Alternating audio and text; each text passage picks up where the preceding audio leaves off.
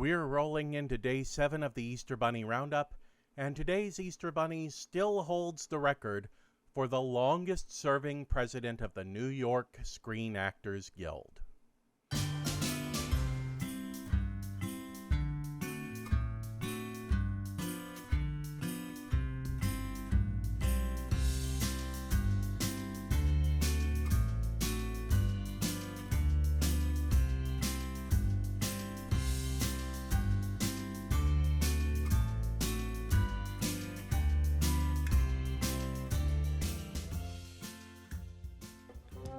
And I say Kidsville's got to expand. We've got to send the things we make to the outside world and get the things we need in exchange. What things, Sonny? Well, there's our eggs. How about our eggs? No eggs in the world can top Kidville eggs. Yeah! Skip Hinnant was born on Chincoteague Island, Virginia in 1940. He made his television debut at the age of 23, playing Kathy's boyfriend Ted in The Patty Duke Show.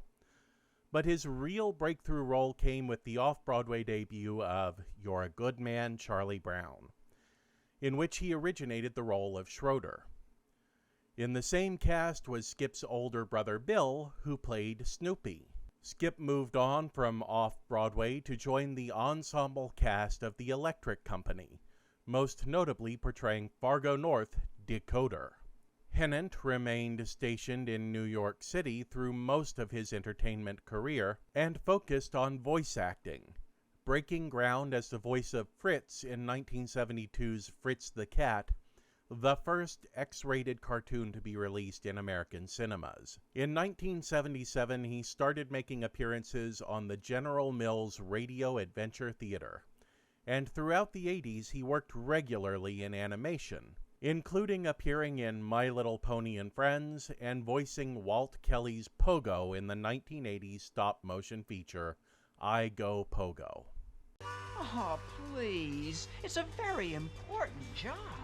Important? Why, I'm the 20th Century Limited. And I'm the super-duper cheat. And I deliver coal to Newcastle. Don't bother us, little bunny. Okay, stop me if you've heard this before. A mailman speaks directly to the audience, answering the questions about a holiday icon that have been sent in by children. This leads into telling the origin story of that icon, which involves being raised in a magical place, then having to befriend a previously evil monster who blocked the way to the nearest civilization. That civilization turns out to be a colorless, bland city where the government has outlawed fun, and our hero uses their annual visits bringing gifts to the people to gradually overthrow the oppressors. That's the basic plot of Santa Claus is Coming to Town, and also the basic plot of The Easter Bunny is Coming to Town. Both specials produced by Rankin Bass, with scripts by Romeo Muller. This was Rankin Bass's third attempt at taking over Easter, and this time they brought out the big guns. Previously, Burl Ives and Danny Kaye had narrated their attempts. This time they brought back Fred Astaire, who had played the mailman in Santa Claus is Coming to Town, and he returns as the exact same mailman, only with a promotion. As for the story, it's a mashup of everything that 70s and 80s children and their parents might enjoy, with the Easter Bunny being helped out by a city populated entirely by small children, 3 singing chickens named the Hendrews Sisters, and rail-hopping hobos helping to build a railway over the Big Rock Candy Mountain for the little engine that could. Truly, they threw everything at the wall to see what would stick. So everybody in Kidville came out here to hunt him up. The kids are having so much fun looking for the eggs, I think that from here on in, I'll always hide them. Oh, so that's why he hides them. That's why. Skip Hinnant is a lot of fun as Sonny the Easter Bunny, a joyful rebel of joy who helps the young king of town overthrow the yoke of an oppressive governess. But the whole special has a surreal feel to anybody who's familiar with the earlier special about Santa Claus.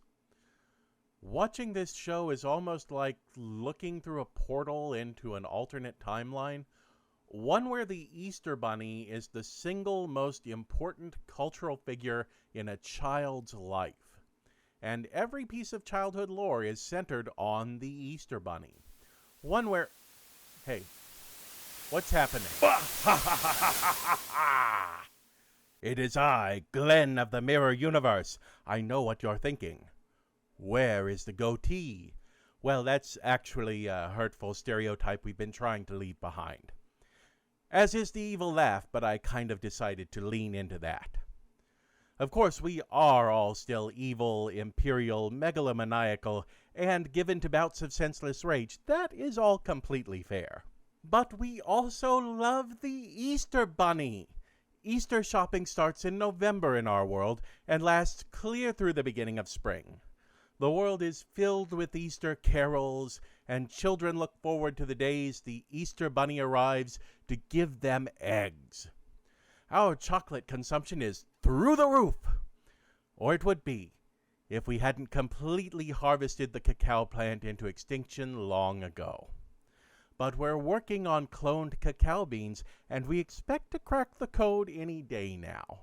This broadcast is only the second broadcast across between our worlds, the first being when we sent through our best beloved television special, The Easter Bunny is Comin' to Town, on your ABC network in 1977. By now we calculate your children have grown up adoring the Easter Bunny as much as we do, with the special most likely airing multiple times throughout the year, for nobody can resist the silken voice of Fred Astaire. Prepare yourselves, Earth, to welcome your mirror dimension as your true overlords, and Happy Easter. And now, for the remainder of this broadcast, please enjoy 5 hours of me practicing my clarinet.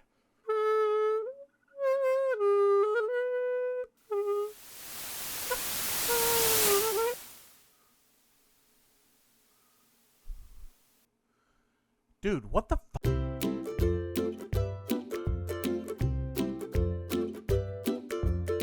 The same year that The Easter Bunny is Comin' to Town was released, Rankin Bass also released The Hobbit and Nestor, the long-eared Christmas donkey, in what was really a banner year for the company, as they also co-produced The Last Dinosaur for theatrical release with Japan's Tsuburaya Productions.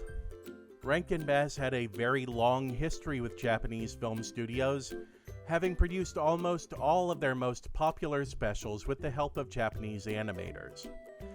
And if you want a great title to toss out in an Is It Anime debate, consider Rankin Bass's The Last Unicorn, which was animated by Top Craft in Tokyo, Japan, under the guidance of Masaki Iizuka. The same team would later work with Hayao Miyazaki on Nausicaa of the Valley of Wind, and their core members would join Miyazaki for the founding of Studio Ghibli. Thanks for watching the video. Join me anytime for more discussion of popular culture. You can drop into the comments below to let me know what you think of today's Easter Bunny.